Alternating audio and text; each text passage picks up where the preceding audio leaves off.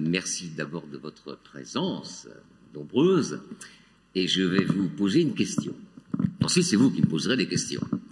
La question est toute simple. J'aimerais savoir, parmi cette assemblée, la proportion de celles et ceux qui écoutent France Inter. Répondez main levée, s'il vous plaît. Eh bien, j'ai bien fait de venir.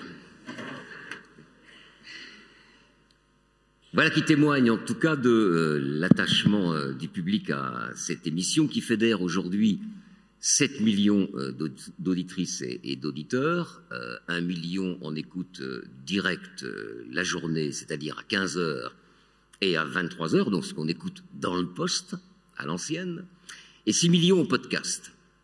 D'où ces 7 millions qui représentent finalement 10% de la population française. Si vous enlevez les bébés et les enfants, les ados jusqu'à 16 ans, parce que le public commence à l'âge de 16 ans, on est presque à 20% pour une émission qui a bientôt 10 ans d'âge. Elle est née en 2014 et je vais vous faire entrer un petit peu dans les coulisses de cette radio que vous aimez puisque vous l'écoutez.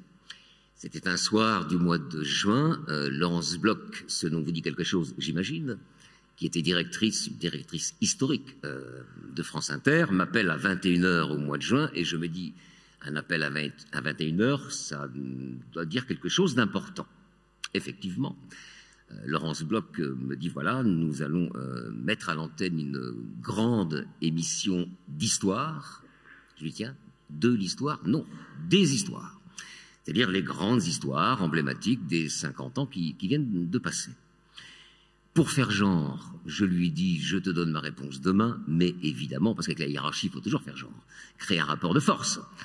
Et je lui ai dit, je te donne ma réponse demain. Autant dire qu'à peine j'étais sorti du bureau que la réponse était oui, évidemment. J'ai eu la chance de ne pas avoir eu besoin d'avoir l'idée et d'avoir à la proposer, puisqu'on me l'a offerte sur un plateau. Donc je suis reparti très heureux avec mon petit plateau. Cela dit, je pense que Laurence Bloch s'est souvenu qu'en 1994, j'avais proposé aux auditeurs et diffusé l'histoire des Beatles, qui me passionne, pendant tout l'été, de 13h30 à 14h, tous les jours de la semaine, et c'était un ancêtre d'Affaires sensibles. C'est-à-dire qu'il y avait des archives, un récit et un ou plusieurs invités.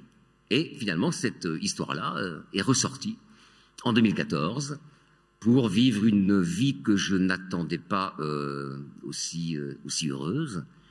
Je me suis dit, quand on m'a proposé ça, quand Laurence Bloch m'a proposé ça, je me suis dit, par rapport au public de France Inter, ça va fonctionner. On connaît notre public.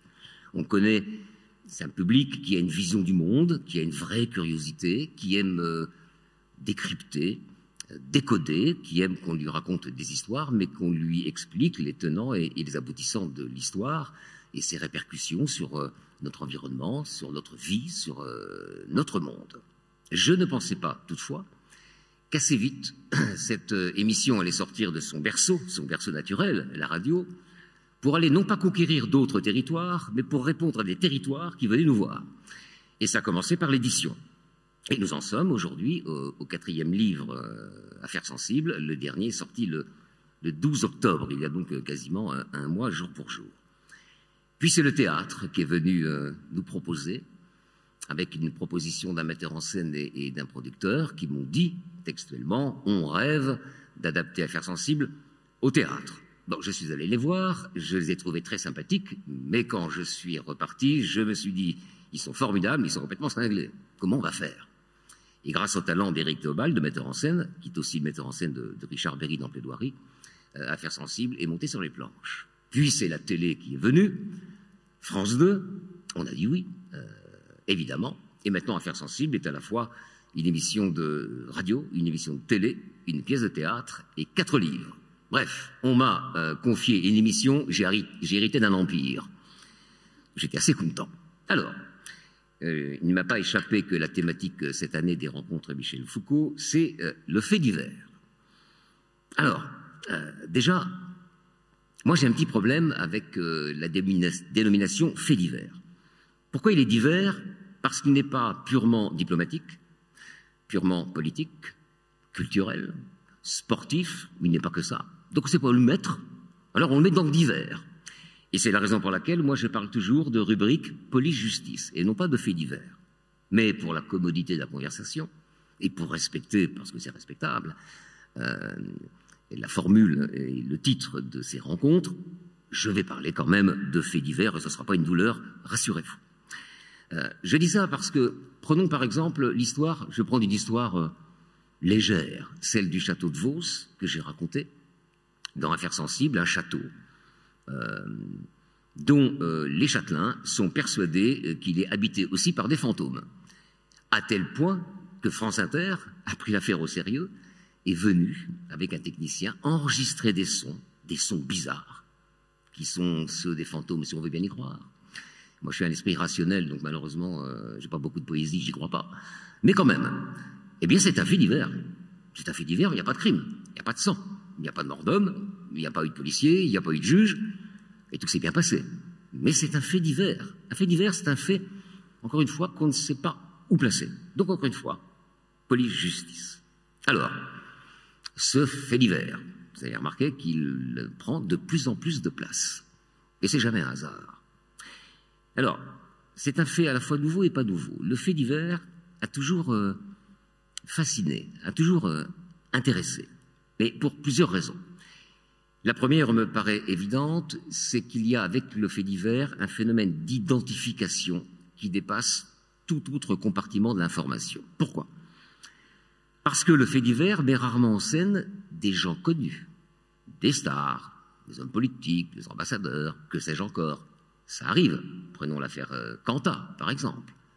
Mais l'immense majorité des faits divers concernent des personnes comme vous et moi, c'est-à-dire des gens qui nous ressemblent, parce qu'on fait partie de ces gens, et que tous, vous comme moi, on peut se retrouver, je ne vais pas vous faire peur, il n'y a pas beaucoup de risques, il n'y a jamais de risque zéro, on peut se retrouver au mauvais endroit, au mauvais moment, et se retrouver dans une procédure judiciaire et policière. Donc, quand on s'intéresse à un fait divers, on se dit, mais ça pourrait être moi. Et ce phénomène d'identification est quand même, je pense, très fort, et peut-être la première explication de l'appétence du public pour les faits divers. Plus cyniquement, et si vous me permettez, le malheur des uns, des gens pris dans des histoires policières ou judiciaires, nous renvoie finalement à notre propre bonheur. Et on se dit que notre vie est bien douce par rapport à celle des gens qui sont embringués dans ce genre de choses. En d'autres termes, le fait divers nous permet de vivre par procuration peut-être quelques pulsions indicibles. Il y a une dimension catharsique dans le fait divers.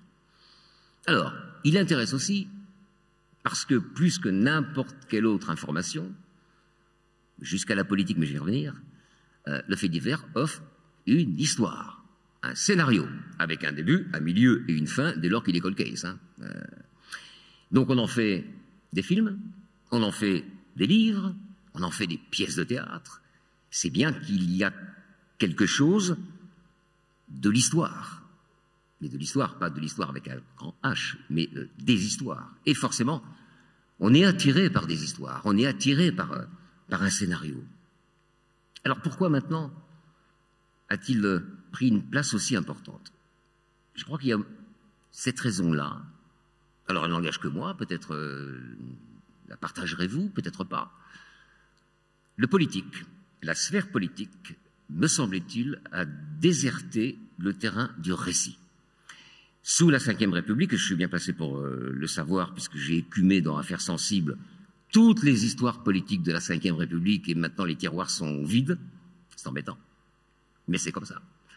Parce que tout au long de la Ve République, on a eu de vrais scénarios, de vraies histoires, des débats politiques très forts qui associaient parfois les citoyens, comme lors du référendum sur la Constitution européenne en 2005.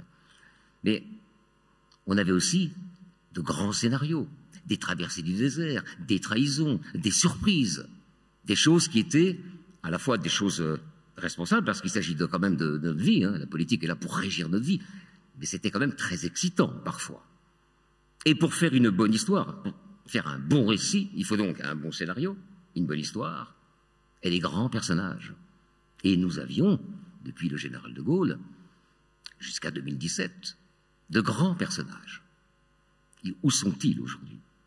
Faites un sondage dans la rue, demandez le nom d'au moins de 10 ministres. On vous en citera 3 ou 4, parce que ces gens n'impriment pas. Quant au scénario, il est d'une telle faiblesse qu'il nous propose quand même 2 fois le même dénouement pour la présidentielle en 2017 et en 2022, avec les 2 mêmes candidats au second tour. Si là, on n'est pas dans un désert scénaristique, où sommes-nous? Et donc peut-être que le fait divers s'est enfoncé dans la brèche de ce vide politique. Personnellement, j'en suis très malheureux, parce que j'aime la politique, parce que j'ai conscience que nous sommes gouvernés aujourd'hui par une autre sphère que la sphère politique, qui est la sphère économique et financière. Et je trouve que c'est un vrai danger, car une société démocratique ne peut fonctionner correctement que si elle est gouvernée par le politique, et pas par l'économie et la finance. Je m'anime parce que ça me met en colère, et puis parce que ça assèche mon travail aussi. Bon, il reste quand même quelques histoires, mais quand je parle des scénarios, je mets quand même la campagne présidentielle de 2017 dans les scénarios. Et après, ça s'arrête. Et peut-être que le fait divers a profité de la situation. Le fait divers plaît également parce que l'humain a besoin qu'on lui raconte des histoires. C'est presque un besoin primaire comme manger, dormir, boire, voyager, qui n'est pas un besoin primaire, mais qui, pour beaucoup de gens, en est un. On a besoin d'entendre des histoires. D'ailleurs, ce n'est pas un hasard si on endort nos enfants avec des histoires. J'espère maintenant qu'on n'endort pas les adultes avec le fait divers. Parce que j'ai été confronté au fait divers pendant 25 ans, quand j'étais journaliste de news, que je présentais les journaux de 13h, 19h, 8h, la revue de presse, le téléphone sonne et tout ce que vous voulez, y compris le 7-9. Et aussi parce que j'ai continué à être confronté aux faits divers dans le cadre d'affaires sensibles, mais avec 2 approches différentes, et j'y reviendrai. Donc j'ai beaucoup réfléchi aux faits divers, à la place qu'il tient dans l'information et à la responsabilité que nous avons, nous, journalistes, quand nous traitons le fait divers. Alors, la première question que je pose, en termes d'endormissement, c'est est-ce que le fait divers est aussi l'opium du peuple? Eh bien, je me suis appuyé sur la théorie de Pierre Bourdieu, et cette fameuse théorie qui, selon lui, le fait divers fait diversion. En gros, il détourne l'attention du citoyen sur les informations qu'il devrait posséder pour exercer son droit démocratique. J'adhère à cette réflexion, mais sous certaines conditions. Et je reviendrai sur les conditions, précisément. Bien sûr, j'ai lu Michel Foucault. Bien sûr, j'ai lu Surveiller et punir, cette grande somme. D'ailleurs, quand j'étais étudiant à l'école de journalisme de Bordeaux, on nous avait imposé la lecture de 2 pavés de haute tenue intellectuelle, La distinction de Pierre Bourdieu et Surveiller et punir de Michel Foucault. Et j'ai retenu ce que nous disait Michel Foucault, notamment lorsqu'il s'adressait aux médias, et qu'il disait, en résumé, plus vous, les journalistes, les médias, vous proposez, vous traitez des faits divers sanglants, violents, traumatisants, plus vous construisez chez le peuple une envie, un besoin, une demande d'une justice répressive. Et ça, je crois que c'est un axe de réflexion très important. L'autre aspect du fait divers qui peut poser problème, le deuxième, c'est l'instrumentalisation politique de celui-ci. Souvenez-vous, je prends un exemple, sous Nicolas Sarkozy, un fait divers, une loi. Ça manque un peu de recul quand même. Et le fait divers peut influer une politique. Et surtout, souvenez-vous, en 2002, les 19 et 20 avril, ce qui s'est passé avant la présidentielle qui a créé un choc certain chez les Français. Le 19 avril de cette année-là, des jeunes voyous incendient la maison d'un vieux monsieur. L'émotion est énorme, elle est légitime. Les médias en parlent, de façon mesurée pour certains, pas du tout pour d'autres. Et on va les nommer. Et on va en nommer un. TF1 va matraquer par des images dures ce fait divers, ce drame, à 13h le vendredi, à 19h le vendredi, à 13h le samedi, à 19h le vendredi. Nous sommes à la veille de la présidentielle, du second tour. Et on dit, ça n'est pas vérifiable, mais je pense que ça peut correspondre à une vérité. Il se dit que ça a rapporté 1 million de voix à Jean-Marie Le Pen. Donc, le fait divers n'est pas sans conséquences. Dernière réserve sur ce fait divers, il faut se poser la question, est-il toujours intéressant? Oui, il l'est souvent. Souvent, le fait divers dit beaucoup de la société, de l'époque pendant laquelle se déroule ce fait divers, bien sûr, et c'est pour ça qu'on s'y intéresse. Mais parfois, il n'est pas intéressant. Moi, je vois à la télé, j'entends la radio, sur d'autres radios, et d'autres télés que France 2 ou le service public, des faits divers qui mettent en scène un crime de jalousie, un crime pour de l'argent. Où est l'intérêt, sinon que de montrer la bassesse humaine, ce qu'on sait déjà? Donc, en résumé, comme l'alcool, je pense qu'il faut consommer le fait divers avec modération, parce qu'il n'est pas sans effet secondaire, voire indésirable. Bien. Alors, qu'est-ce que j'en fais dans l'affaire sensible? Eh bien, cette considération nous renvoie à un constat. Nous en sommes aujourd'hui à 1206 histoires inédites. Sur ces 1206 histoires, le fait divers occupe 20% du terrain. Alors 20%, c'est à la fois peu et beaucoup. Parce que 20% de 1200, je n'ai pas fait le calcul, ça doit faire 300, un truc comme ça. Ça fait beaucoup.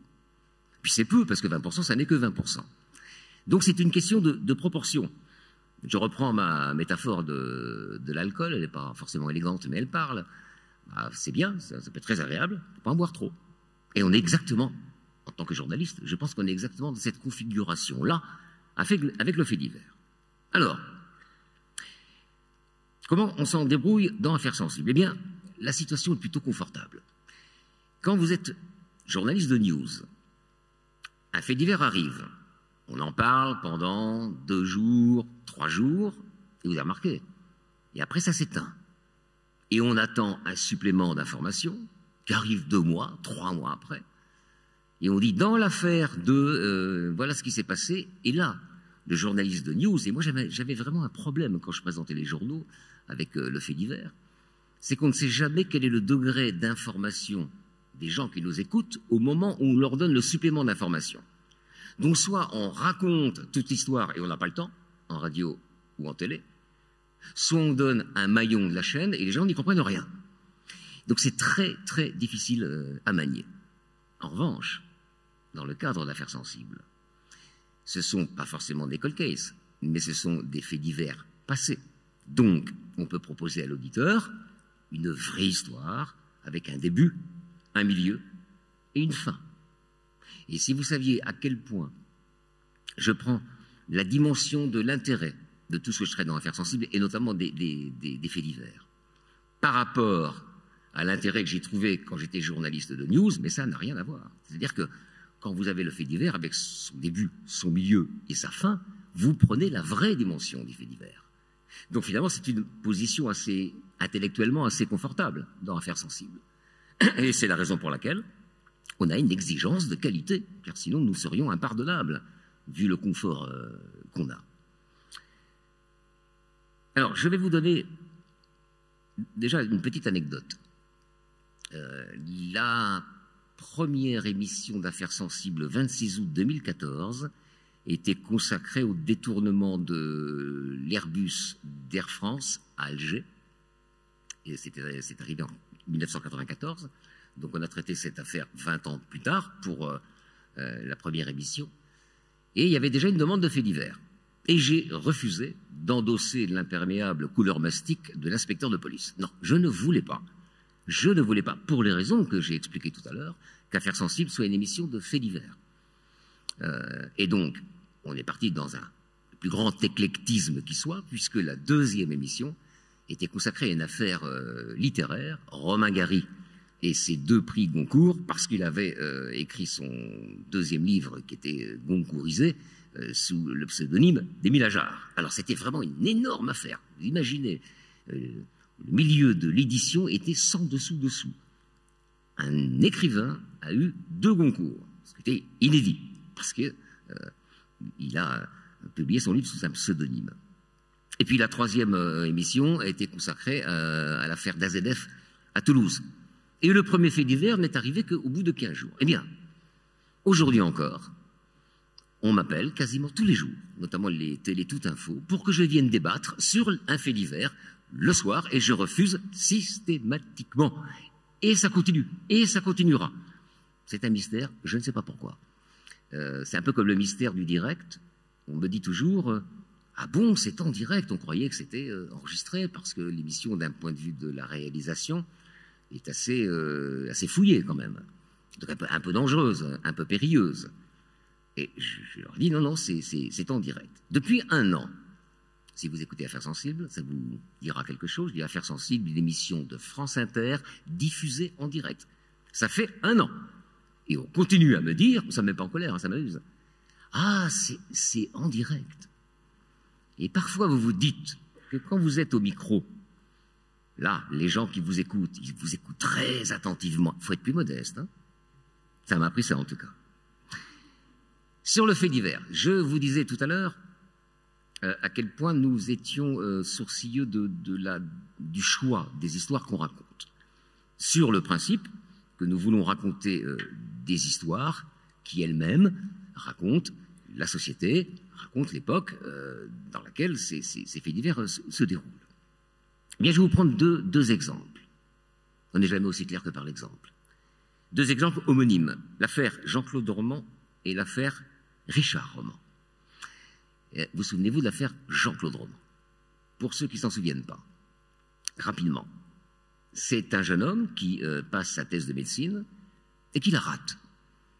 Ses amis la réussissent, donc deviennent médecins. Lui, il n'est pas médecin. Pour lui, c'est une énorme souffrance.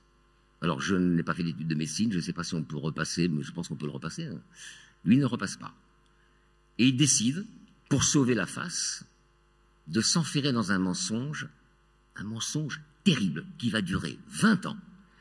Il va faire croire, alors il habite en Haute-Savoie, il va faire croire à tous ses amis, à sa famille, à son entourage, qu'il est médecin-chercheur à l'OMS à Genève. Il habite à côté, il est frontalier. Hein.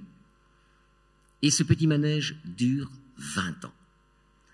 Et la question qu'on se pose, c'est, mais enfin, comment n'a-t-il pas été coincé, ne serait-ce que par sa famille? Chaque matin, il se préparait, comme s'il allait au travail, il mettait sa cravate, il prenait sa serviette, il disait au revoir à sa femme, il emmenait ses enfants à l'école en disant « Dépêchez-vous, il faut que j'aille au travail ». Et que faisait-il? Il errait sur l'autoroute entre Annecy et Lausanne, il se procurait des revues médicales et il potassait sur des aires d'autoroute, de façon, le week-end, quand il était avec ses amis, à pouvoir tenir une conversation médicale avec ses amis médecins. Que nous disent faits divers? 1. Qu'on a une société dans laquelle, qui nous impose de réussir dans la vie avant de réussir sa vie, ce qui peut être dramatique. Et ce fait divers nous dit beaucoup de choses sur la structuration sociale. C'est-à-dire qu'à partir du moment où il avait dit qu'il était médecin-chercheur à l'OMS, on buvait ses paroles. Parce que c'était comme ça. Parce qu'il avait dit, voilà, je suis médecin à l'OMS. Ça en dit quand même beaucoup sur notre société. Et je trouve ça assez vertigineux. Je ne suis pas loin de penser que c'est le plus grand fait divers de l'après-guerre, après l'affaire Grégory, qui, elle, est absolument universelle, parce que c'est une transgression ultime, parce que c'est le meurtre d'un enfant. Donc c'est la transgression. Pour finir l'histoire, quand même, je ne veux frustrer personne. Jean-Claude Roman a fini par être coincé, évidemment, mais il ne pouvait pas en être autrement. Il a prétendu, un jour, qu'il était invité à dîner chez Bernard Kouchner, qu'il connaissait très bien. Il a emmené sa maîtresse, et puis finalement, il n'a pas pu aller chez Kouchner parce qu'il ne le connaissait pas.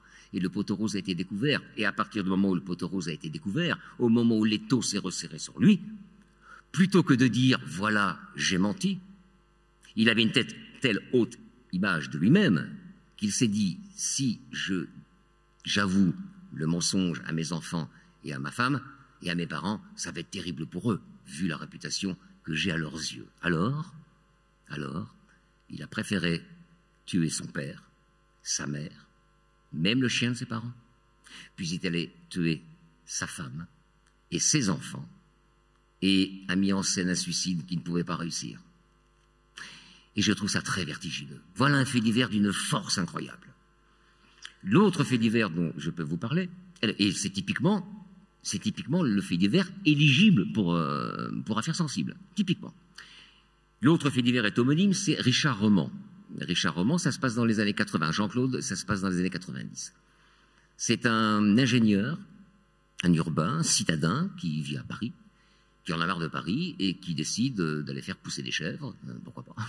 Et donc il va dans un très beau village des Alpes de Haute-Provence, et il vit dans une bergerie, à l'écart du village. Il vient de la ville, il a les cheveux longs, il a la barbe, pour les braves gens, il n'est pas net. Et malheureusement, un crime abominable est perpétré dans ce village. Une petite fille massacrée à coups de pierre. Et tout le monde le montre du doigt. C'est la chanson de Brassens. Non, les braves gens n'aiment pas que l'on suive une autre route que.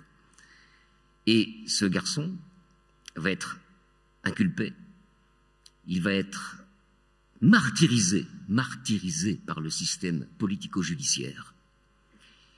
À tel point que, quand on découvre le vrai coupable qui a le mauvais goût de s'appeler Didier Gentil, il est libéré, il a fait la prison, donc il a fait la prison. Donc, comme disent les détenus qui se piquent de morale, un pointeur, il était multiviolé, multitraumatisé. Il est ressorti de prison quand on a trouvé le vrai coupable, et il s'est suicidé. Forcément. Je dis forcément. Voilà ce qui est éligible pour affaires sensibles. C'est l'erreur judiciaire. Je considère, personnellement, et ça fait partie de mes valeurs, que l'erreur judiciaire est la plus grande violence qu'on puisse infliger à quelqu'un dans une démocratie. Être en prison, avec les risques que ça comporte, le désespoir que ça comporte. Quand on est innocent, je crois que c'est le pire des drames. Troisième fait divers, et j'arrêterai là la démonstration, Pauline Dubuisson. Alors, Pauline Dubuisson est éligible pour la raison suivante. C'est une jeune femme dont vous ne connaissez pas forcément le nom, mais c'est elle qui a inspiré Henri-Georges Clouzot pour son film La Vérité, Pauline étant incarnée par Brigitte Bardot, dont c'était le plus beau rôle. En 1951, le 17 mars 1951, elle tue son fiancé parce qu'il veut la quitter. Elle ne supporte pas. Elle le tue. C'est un crime dit passionnel. Dans ce sens-là, on peut le dire. Hein. Quand on tue une femme, c'est un féminicide. Ce n'est pas un crime passionnel. Là, on peut le dire. Ça vaut 8 ans. Entre 8 ans et 10 ans. Le crime de cœur, qui induit des circonstances atténuantes. Une demi-heure de débat aux assises. 30 minutes. Pas une de plus. Elle est condamnée à perpétuité. Pour les 6 hommes, les choses sont claires. Elle est coupable. Oui, il y avait préméditation. Non, elle n'a pas de circonstances atténuantes. À l'époque, c'est passible de peine de mort. Mais plus que son crime passionnel, évidemment, c'est son attitude qu'elle paye, son passé. Or, quel est son passé? Eh bien, pendant la guerre, pendant l'occupation, elle est jeune, elle a 17 ans. Elle a une liaison avec un colonel de la Wehrmacht, médecin-chef de l'hôpital Rosenthal, où elle travaille. Et la justice ne la condamne pas pour son crime passionnel, mais pour sa relation. Donc, nous ne sommes pas dans une justice d'état de droit, nous sommes dans une justice de vengeance. Voilà une histoire tout à fait éligible pour affaires sensibles, quand elle montre les dysfonctionnements de notre justice. Et la justice, l'état de droit, est l'un des piliers de la démocratie. Ça fait plusieurs fois que j'emploie le mot de démocratie, parce que affaires sensibles a une ligne éditoriale, un point de vue qui est classique, ça lit sur France Inter, démocrate, laïque, humaniste, universaliste. Et je tiens au point de vue, y compris pour les faits divers, et d'ailleurs beaucoup pour les faits divers dans ce cas-là. Parce que Le journalisme objectif, entre nous, c'est une légende urbaine.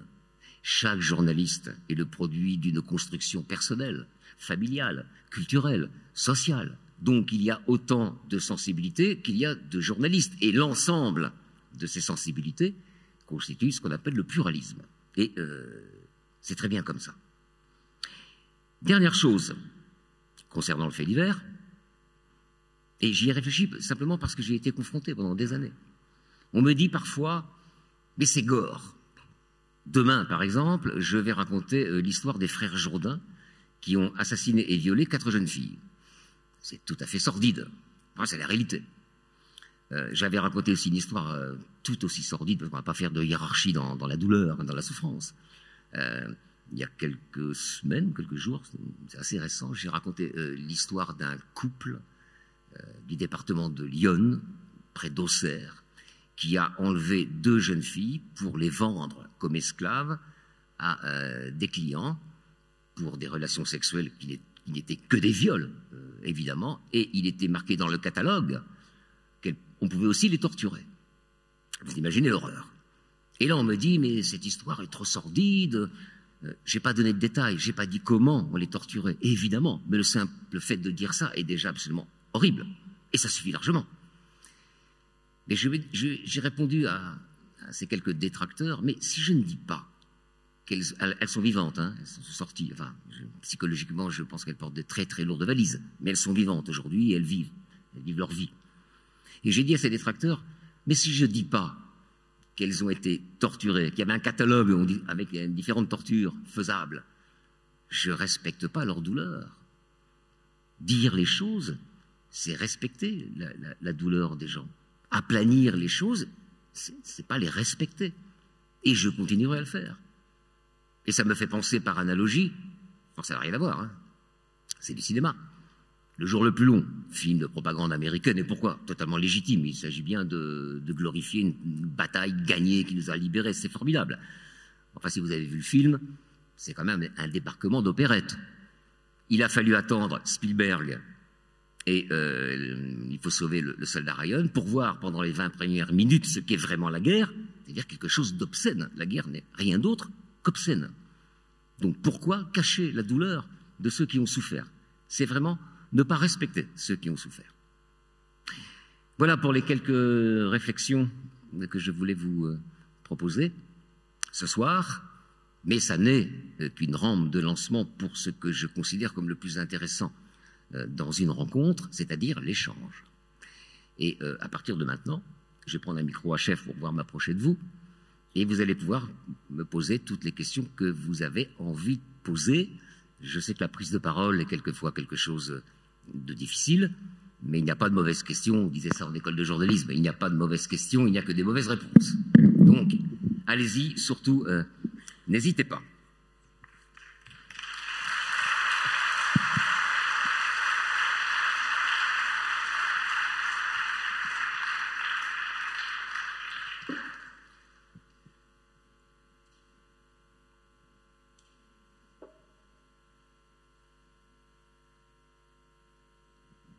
Bonsoir. Bonsoir. Je suis par là. Bonsoir. Bonsoir, madame. Merci pour votre conférence, merci pour vos émissions. En fait, pour l'anecdote, je voulais juste vous dire la petite chose que je préfère le plus, que j'ai le plus préféré de toutes vos émissions. Voilà. C'était le morceau a cappella d'Amy Winehouse que vous avez dégoté dans l'émission sur Amy Winehouse. Voilà. Pardon, il y a un écho, j'ai pas tout à fait compris. Je voulais vous partager la petite chose que j'ai le plus préférée dans toute l'émission que parmi toutes celles que j'ai pu écouter. C'était la chanson a cappella d'Amy Winehouse qu'une de vos journalistes a dégotée. Amy Winehouse. C'était très émouvant. Absolument. Pour l'anecdote. Ça faisait partie de ce qu'on appelle le club des 27. C'est 27 artistes qui sont morts à c'est 27 artistes. C'est quelques artistes qui sont morts à 27 ans. Jim Morrison, Janis Joplin et d'autres. Et donc on a fait une série sur ces artistes morts trop tôt, tous quasiment d'overdose. Je pense au chanteur de Nirvana, Kurt Cobain, qui en fait partie également, Brian Jones, des Rolling Stones. Ce sont des affaires...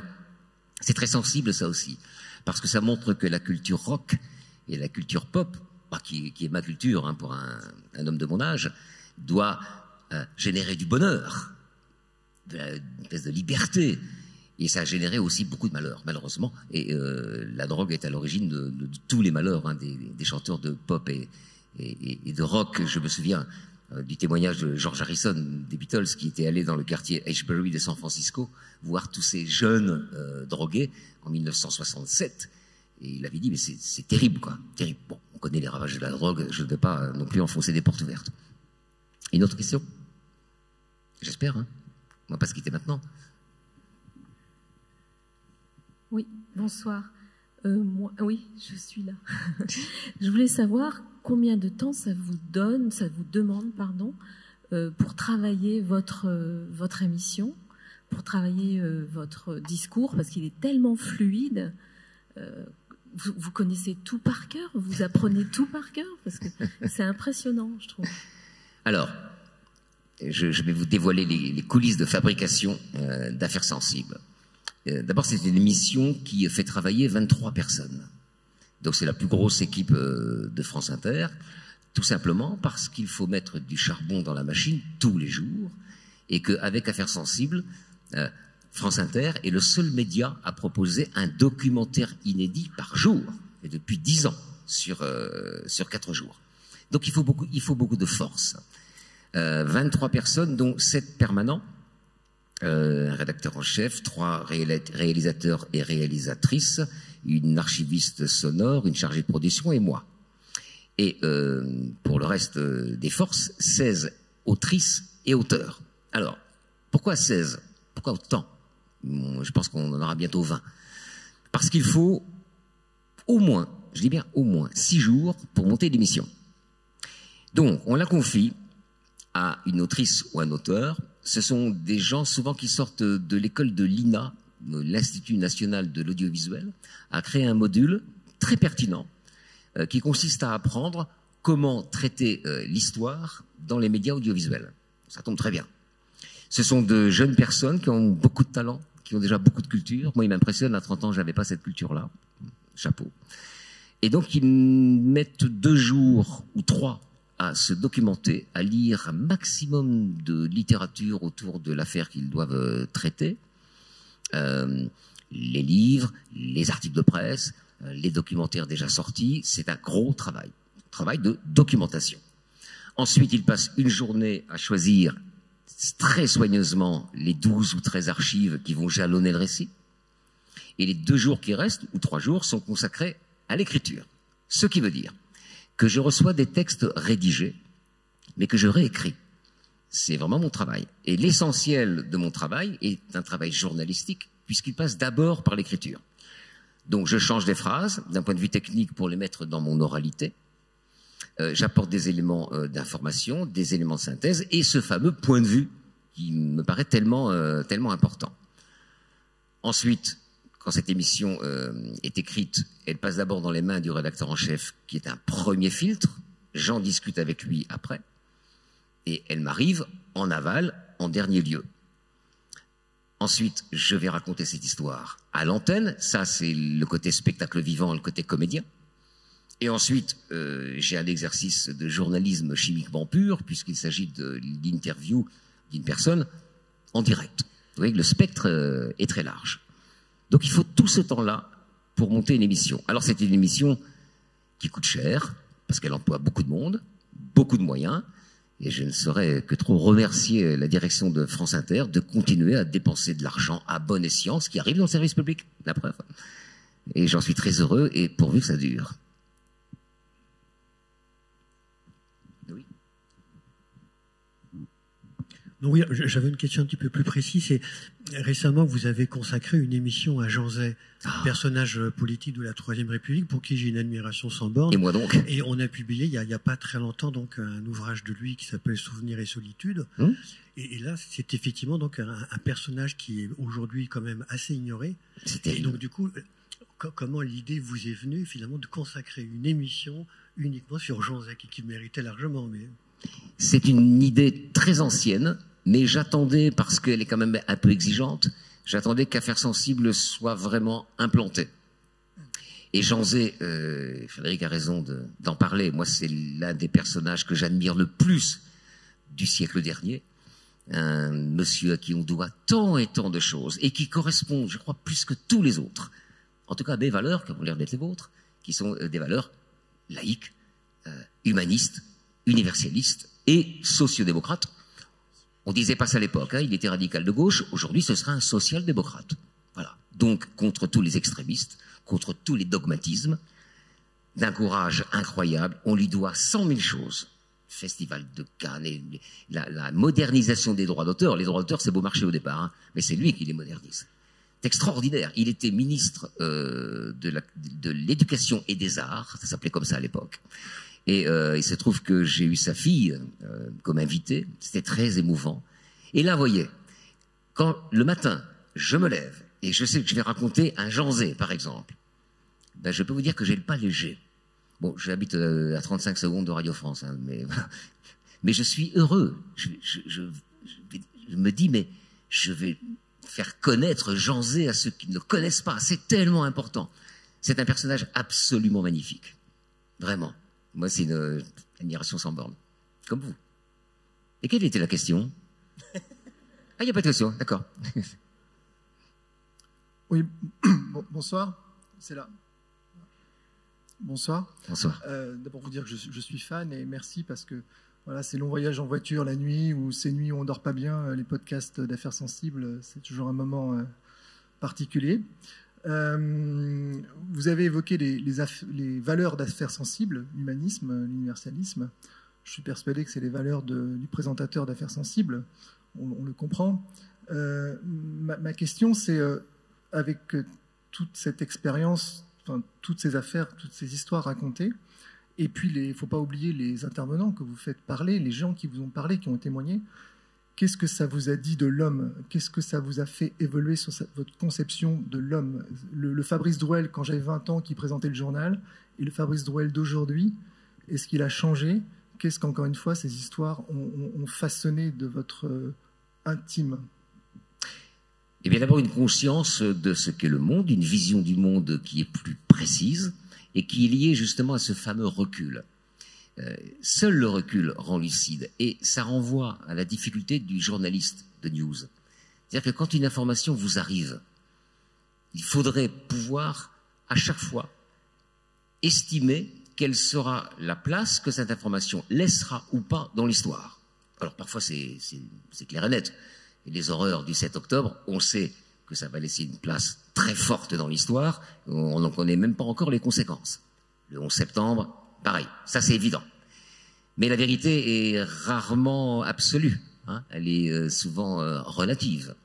Et c'est d'ailleurs une certaine presse, qui est une mauvaise presse, va rendre relatif, va rendre spectaculaire ce qui n'est que relatif. Bon.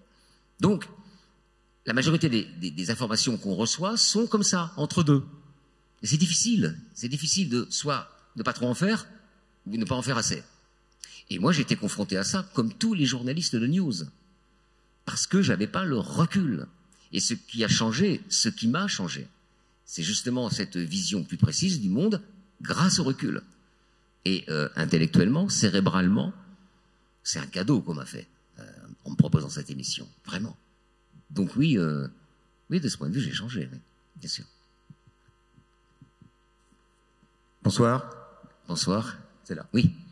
Je voulais juste savoir comment vous faites pour choisir une affaire à traiter, en fait, dans vos émissions. Pour choisir une affaire? Ouais. Alors, j'ai répondu partiellement à cette question quand je parlais d'une affaire éligible ou pas. Mais ce qui nous intéresse, alors il y a beaucoup de critères, mais ce sera un peu long, un peu technique. On va en retenir un qui me tient à cœur. C'est que finalement, Affaires sensibles, sa ligne éditoriale, c'est d'aller explorer les allées du passé pour en traquer les résonances. Je vais prendre encore un exemple. Quand on raconte le Larzac dans les années 70 et qu'on raconte le combat de Notre-Dame-des-Prés il y a quelques années, cette zone à défendre, eh bien on s'aperçoit, c'est ça, des Landes, pardon, des Landes. J'ai confondu avec Saint-Germain-des-Prés. Ça c'est mon côté germano-pratin et parisien. Voilà, je tombais dedans. Bon, qu'est-ce que je disais? Oui. Eh bien, vous vous apercevez que ce sont les mêmes forces sociales qui se mobilisent pour les mêmes raisons. Des raisons, en l'occurrence, alternatives et écologiques. Et ça, c'est absolument formidable, de pouvoir éclairer le présent par le passé. Alors vous allez me dire, vous n'inventez rien, ça s'appelle l'histoire. C'est une discipline qui s'appelle l'histoire. Bah oui, ça s'appelle l'histoire. Et dès qu'il y a une résonance, alors évidemment, on choisit l'histoire. C'est peut-être le premier critère. Alors après, toutes les histoires n'ont pas de résonance. Et puis je vais vous faire quand même une petite confidence. Parfois, je raconte des histoires parce qu'elles me renvoient à des souvenirs forts qui peuvent être malheureux ou heureux, en principe heureux. J'ai des passions personnelles. Vous avez remarqué que tout ce qui concerne, j'ai écumé toutes les histoires autour des Beatles, toutes les histoires autour de François Mitterrand, toutes les histoires autour de l'Italie, j'ai pas fini, les histoires autour de la conquête de la Lune et du programme Apollo, qui sont, voilà, mes passions, ça va, ce sont des choses qui m'ont nourri quand j'étais adolescent, et puis jeune adulte, et ça continue. Donc je saute sur l'occasion, parfois, et puis ça peut être aussi le choix de mon collaborateur, Franck Cognard, rédacteur en chef, que j'ai choisi, donc avec qui ça se passe très bien. Si une affaire lui plaît, il me dit qu'est-ce que t'en penses, ok, on va la faire. Mais le plaisir reste un moteur important dans cette émission. Pour d'autres aussi, j'imagine, mais le plaisir est très porteur. Et moi, j'ai une tendance à être axé là-dessus, sur le plaisir, ce qui m'a joué quelques tours parfois, je me suis emballé. Mais dès que je peux me faire plaisir, je pense que j'ai la capacité alors de faire plaisir à ceux qui nous écoutent, parce que c'est une histoire de transmission, de sincérité. Parfois on me dit, mais comment vous faites pour avoir ce ton-là, tout ça? Et ben je dis, c'est la sincérité, c'est le bonheur de se lever le matin et de se dire, cet après-midi, je vais leur raconter ça. Ah, c'est formidable. Voilà. Donc le plaisir est peut-être le premier critère. Le plaisir, les résonances, l'intérêt évidemment d'une histoire. Il y a, vous savez, moi les histoires de montagne, d'alpinistes, ça m'intéresse pas. Bon, voilà, c'est comme ça, chacun ses goûts. Ça me parle pas. Eh ben je les raconte quand même. Et là, je fais semblant d'être très concerné. Et la magie de la chose, c'est qu'au départ, et ça nous renvoie à quelque chose d'important, ça d'ailleurs, c'est qu'au départ, ça me plaît pas forcément. Et en racontant l'histoire, je m'aperçois que c'est intéressant. Alors ça nous renvoie à la philosophie de France Inter et des médias de service public, qui sont des médias de l'offre, alors que nos concurrents du privé sont des médias de la demande. Un média de la demande, ça consiste à mouiller le doigt, faire ça, puis dire où va le vent? Alors on propose aux gens ce qu'ils aiment déjà, et comme ça on fait de l'audience, et comme ça les recettes publicitaires permettent de vivre. Nous, on n'a pas ce carcan-là. On fait de l'offre, c'est-à-dire, ça vous intéresse peut-être pas, mais faites le détour, ça vaut le coup. Alors c'est un risque, mais c'est l'honorable risque du service public. Surtout quand ça marche. Alors, je ne peux pas résister à vous poser une question, moi qui suis une directrice de théâtre. Et d'abord, ça tombe bien avec tout ce que vous venez de dire. Il y a beaucoup de choses qui résonnent, parce que nous aussi, nous sommes ici dans un lieu de service public de la culture. On est une scène nationale, un label d'État directement financé par le ministère de la Culture, le Grand Poitiers, la région Nouvelle-Aquitaine. Et Affaires sensibles est donc également une pièce de théâtre. J'avoue que à la fois ça m'intrigue, à la fois ça ne m'étonne pas, puisque souvent en écoutant vos émissions, et là vous venez de le dire, que vous faites semblant quand vous n'aimez pas la montagne et vous apprenez à l'aimer, mais vous faites semblant. Donc le théâtre, qui est aussi l'art du faire semblant, on le voit sur la très belle affiche que notre agence de com a fait, hein, cette tache de sang qui n'est en fait que du ketchup, là, je reconnais une tomate. Voilà, moi ça m'intéresse comment vous êtes passé au théâtre, comment vous vivez ça, puisque là vous n'êtes plus journaliste, vous n'êtes plus animateur, vous êtes comédien. J'ai pas eu la chance de voir ce spectacle, mais j'aimerais bien vos explications sur ce passage. Bien, vous me faites très plaisir. Vous me faites très plaisir parce que dans les développements d'affaires sensibles, je vous le dis ouvertement, celui que je préfère, hormis la radio bien sûr, qui est mon berceau, c'est le théâtre. D'abord parce que c'était l'aventure la plus audacieuse et la plus improbable. Elle m'a beaucoup impressionné, beaucoup cette aventure. Parce que quand il s'agit de jouer sur la scène du Tristan Bernard devant le tout Paris, c'est très impressionnant. La radio, la télévision, le public est une abstraction, on ne le voit pas, c'est pas impressionnant du tout. Il faut être concentré, on n'a pas le trac. Alors que le théâtre, quand vous êtes sur une scène et que vous dites les mots d'un autre, de plusieurs, d'une autre, c'est une autre aventure. Alors comment c'est venu? Je vous l'ai dit tout à l'heure, donc c'est un metteur en scène et un producteur qui m'ont proposé. Et il fallait choisir 3 histoires parmi les histoires déjà racontées dans Affaires sensibles. Et j'ai voulu que cette pièce soit sous-titrée, donc c'est Affaires sensibles, combat de femmes. Combat de femmes parce que dans ce balancier réactionnaire dans lequel nous vivons, quand il y a un combat progressiste, comme celui du féminisme, quand une idée comme ça, humaine, tend à donner autant de droits à la moitié de l'humanité qu'à l'autre, je pense qu'il ne faut pas passer à côté de ça. Que c'est vraiment très important. Ça, et le combat écologique, d'ailleurs, il y a un lien entre le féminisme et l'écologie, mais c'est un autre débat. Et donc, je voulais vraiment, et d'ailleurs, j'ai fait le calcul, sur 1206 émissions, j'en ai consacré plus de 200 à des combats de femmes, partout dans le monde. Parce que je soutiens, je ne surfe pas sur une mode, je soutiens ce combat avec une sincérité absolue. Donc ça s'appelle Combat de femmes. Rapidement, les 3 femmes, Pauline Dubuisson, je vous en ai parlé, qui est aussi condamnée à perpétuité parce qu'elle a osé vivre sa vie comme elle l'entendait, déjà, elle.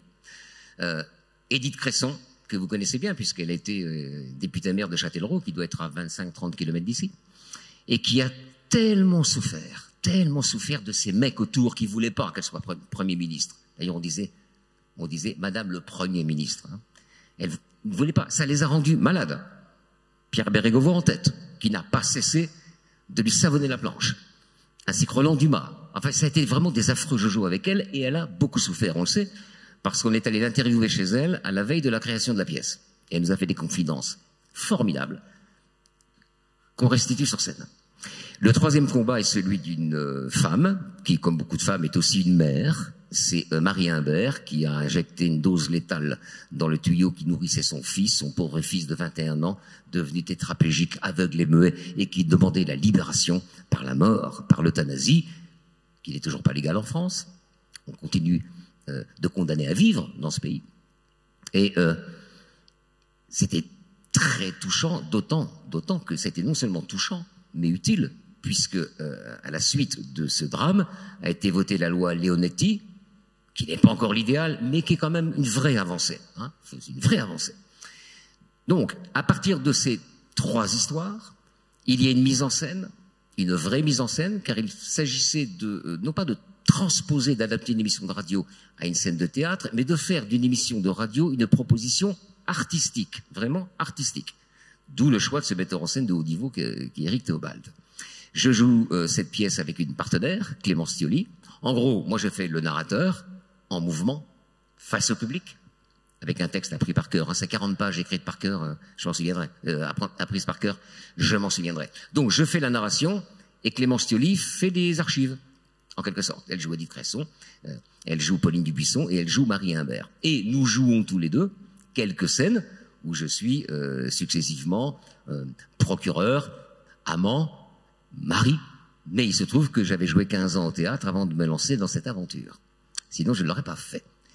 Je jouais dans des petites structures, on n'était pas payé, mais on avait, dans cette troupe que j'avais créée, le souci de la rigueur et du professionnalisme, parce que quel que soit le théâtre dans lequel, ou la salle dans laquelle vous produisez, vous avez des vrais gens qui ont fait le déplacement et qui ont payé leur place. Donc vous leur devez une démarche de qualité. Après, on aime ou on n'aime pas, là, arrêtez une proposition, il faut l'assumer. Mais qu'on ne dit jamais, c'est mauvais, c'est fumiste, ils n'ont pas travaillé. Donc, avec ce bagage de rigueur et les bases, savoir se déplacer sur une scène, comprendre le rapport public-scène, j'ai osé monter sur la scène du Tristan Bernard. Cette aventure, j'ai bientôt fini, hein, mais vous m'avez penché sur quelque chose qui me tient à cœur. Et vous allez voir où je vais en arriver. Cette aventure a commencé le mois de septembre, le 22 septembre 2020, je m'en souviendrai toute ma vie. On a joué pendant 3 mois et on a eu les ailes coupées par le Covid. Après, on a rejoué, on a eu les ailes coupées par le Covid une 2e fois. On a fini par jouer une 3e fois, ce qui a généré une petite tournée jusqu'au moment où on a joué au Festival d'Avignon à la Scala, qui était le plus beau théâtre d'Avignon, et qui a généré une tournée magnifique. Et je suis en tournée en ce moment. Je joue tous les week-ends, parfois en semaine, et la tournée a commencé par Nouméa, en Nouvelle-Calédonie. Vous voyez, on se refuse rien. Hein. Et je me dis qu'après toutes ces villes qu'on traverse, il en manque une. Poitiers. Alors, je vais vous mettre, madame, en relation avec mon producteur. Vous allez connaître le prix de la pièce. Puisque c'est service public, on vous fera un prix. Et mesdames, messieurs, nous allons nous revoir avant le mois de juin, grâce à la directrice de théâtre pour Affaires sensibles.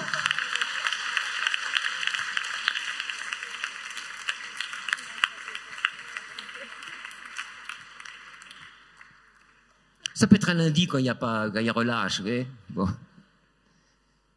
Bien. Monsieur, madame, il y a deux. Au moins deux? Allez, monsieur, vous avez levé le bras avant. Oui, un micro pour monsieur. Vous le passerez à madame qui est juste à côté de vous, je crois qu'il veut poser une question. Ça y est, je l'ai. Bonsoir et merci pour vos analyses pointues. Merci, monsieur. Vous avez rappelé tout à l'heure qu'Affaires sensibles était diffusé en direct et en même temps, vous nous avez dit, si je vous ai bien compris, que vous aviez 1 million de personnes en auditeurs directs et 7 millions en podcast. 6. 6. Ce qui fait 7 peu de choses près. Alors, quelle est la pertinence aujourd'hui de la radio de flux et quel avenir lui voyez-vous? De la radio? De la radio de flux, oui. C'est-à-dire, pourquoi continuer à faire du direct si la très grande majorité de vos auditeurs vous écoutent en différé en podcast? Alors, d'abord, parce que ceux qui nous écoutent en direct, qui sont quand même pas loin... Enfin, ils sont 750 000 à 15 heures, parce que le 23 heures, c'est une rediffusion. C'est déjà un premier podcast, finalement. Eh bien, 750 000 personnes, c'est pas rien, il faut les soigner. Donc, il faut leur offrir du direct. Pourquoi? Parce que le direct, c'est encore une question de sincérité. Quand j'enregistre des émissions, parce que je vais jouer au théâtre, je m'y reprends plusieurs fois, parce que c'est froid. Alors que quand vous êtes en direct, c'est comme au théâtre. C'est du spectacle vivant. Vous êtes en prise directe, c'est le cas de le dire, avec la vie, avec le public. Et parfois, vous avez entendu, il y a des petites scories, je me reprends sur un mot, j'en prononce un pas très bien, pas beaucoup, hein, faut pas que ça dépasse 2 ou 3 petites scories, sinon c'est pas lourd. Et bien tant pis. Et au contraire, les gens se disent, c'est humain, il est en direct. Donc il faut cette part de direct. Et on est meilleur en direct. On est meilleur parce qu'on est sincère, parce qu'on aime sincèrement raconter des histoires. Donc, vous savez, je racontais des histoires à mes enfants, je raconte des histoires même à mon petit-fils, maintenant, et toujours avec la même gourmandise. J'adore ça. Genre, viens, je vais te raconter. Il s'est passé ci, et il s'est passé ça. Formidable. Quand j'enregistre, le ton vient, évidemment, parce qu'on finit par avoir un style, mais moins facilement qu'en direct. Donc c'est très important.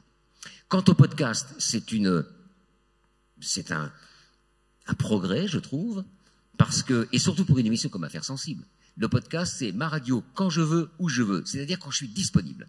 Et il se trouve qu'Affaires sensibles, c'est typiquement de la radio de contenu et non pas d'accompagnement. Donc il faut être concentré. Alors le podcast est formidable, en voiture, quand on fait son jogging.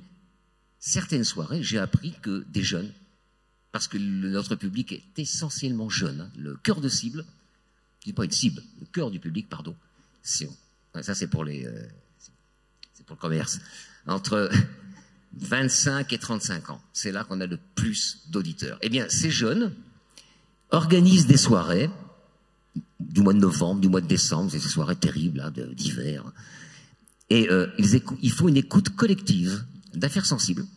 Ils commencent la soirée comme ça. Après, ils débattent, puis après, ils font ce qu'ils veulent. Mais c'est vraiment... On écoute. C'est-à-dire comme avant, on écoutait la radio. Vous savez, les grands débats entre Pierre Mendès France et un autre homme politique, c'était célèbre, ça. On s'asseyait dans les années 50, on se mettait dans le fauteuil, et on regardait la radio. Et pas la télé. On écoutait la radio, mais en disponibilité. Et le podcast offre ça, et je trouve que c'est un vrai progrès. Il ne faut pas aller contre les choses comme ça qui changent. Au contraire, hein, il faut que cohabite et coexiste la radio, c'est-à-dire parler dans le poste, parce que je trouve ça quand même un certain charme, et le podcast. Une question de coexistence harmonieuse. Il ne faudrait pas que l'un prenne le pas sur l'autre. Cela dit, d'ailleurs, les sondages d'écoute arrivent bientôt, là, le 15 novembre, on est le 13, ça arrive après-demain. de sondage en sondage, la radio, globalement, France Inter, RTL, Europe 1, est de moins en moins écoutée. D'ailleurs, le gâteau se rétrécit de plus en plus. J'espère qu'il restera un bout de gâteau tant que je serai en fonction. Après, il y avait une dernière question, je crois. Oui, madame. Oui, c'est moi. Micro. Je ne sais pas où. Pardon. Alors là. Après, vous me direz quand on arrête, parce que moi, je peux aller jusqu'à minuit comme ça. Donc, Je peux y aller? Je peux y aller? Oui. Ici. Ah, voilà, allez-y. En fait, je me posais la question quand tout à l'heure vous avez parlé du Larzac et de Notre-Dame-des-Landes, et je me demandais si justement vos thèmes n'étaient pas liés un petit peu avec l'actualité, en fait. Des fois, parce que quand j'entends des fois des émissions, je me dis, mais bon, c'est ce qui se passe en ce moment, quoi. Ah et oui. voilà. Et je confirme, on a pour ça la rediffusion du vendredi. La rediffusion, on va prendre un exemple, vendredi prochain. Il se trouve que Frank Borman, qui était le commandant de la plus belle de toutes les missions d'Apollo, Apollo 8, où les terriens découvrent la Lune pendant la veillée de Noël. Moi, j'avais 8 ans et je m'en souviens comme si c'était hier, c'était magnifique. Et Frank Borman est mort il y a 4 jours. Donc vendredi, je vais rediffuser Apollo 8 et avec un nouvel invité, je pense, pour me parler de Frank Borman. La connexion avec l'actualité se fait pendant les rediffusions. Donc, à la question, est-ce qu'il y a un rapport à l'actualité? La réponse, madame, est oui. Ok, merci. Un oui franc et massif.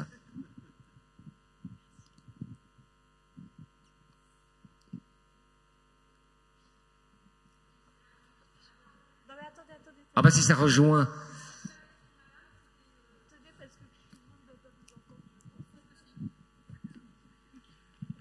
Merci. C'était pour rejoindre un peu la question. Vous disiez que l'avantage d'Affaires sensibles, c'était de prendre du recul, notamment sur les faits divers, et de ne pas être dans les news que vous pouviez présenter. Oui, oui. Comment vous pouvez envisager, par exemple, ce qui s'est passé avec l'affaire du Grélé? Ah, l'affaire du Grélé. L'affaire du Grélé, c'est un ancien gendarme et policier, il était les deux, qui a violé et tué un certain nombre de femmes. Bon. Et comme l'ADN n'existait pas, à un moment, il décide d'arrêter ses crimes et il vit le plus tranquillement du monde. Il est même élu maire d'une petite commune à côté de la Grande Motte et il est même, c'est extraordinaire, il est même président d'une association féministe. C'est énorme. Donc, effectivement, imaginez le journaliste de news qui parle de François Vérove. Hein. Le Grélé, c'était François Vérove. D'ailleurs, il n'était pas grélé. Je ne sais pas d'où vient cette légende. C'est un témoin qui avait dit ça, mais ça n'a pas été recoupé. Le journaliste de news, il n'y a pas l'ADN, on est dans les années 80, il traite ses crimes, il dit, voilà, il ne sait pas ce qui se passe. Il est peut-être mort, cet homme, il s'est enfui. Non, il est tranquillement, il vit sa vie tranquillement. Mais ça, le journaliste de news ne peut pas le savoir. Donc l'histoire, elle perd beaucoup de son intérêt. L'intérêt de l'histoire, c'est voir comment ce type-là a vécu tranquillement pendant 30 ans après ses crimes, jusqu'au moment où l'ADN arrive et le confond, et au moment où il se suicide, en 2021, c'est novembre 2021. Ben voilà, raconter le Grélé dans le cadre d'Affaires sensibles, c'est effectivement avoir le début, le milieu et la fin de l'histoire, et montrer à quel point elle est intéressante dans cette espèce de rémission, de rédemption, voilà, de rédemption. Mais il finit par se faire coincer. Le journaliste de news, lui, il est encore dans la rédemption.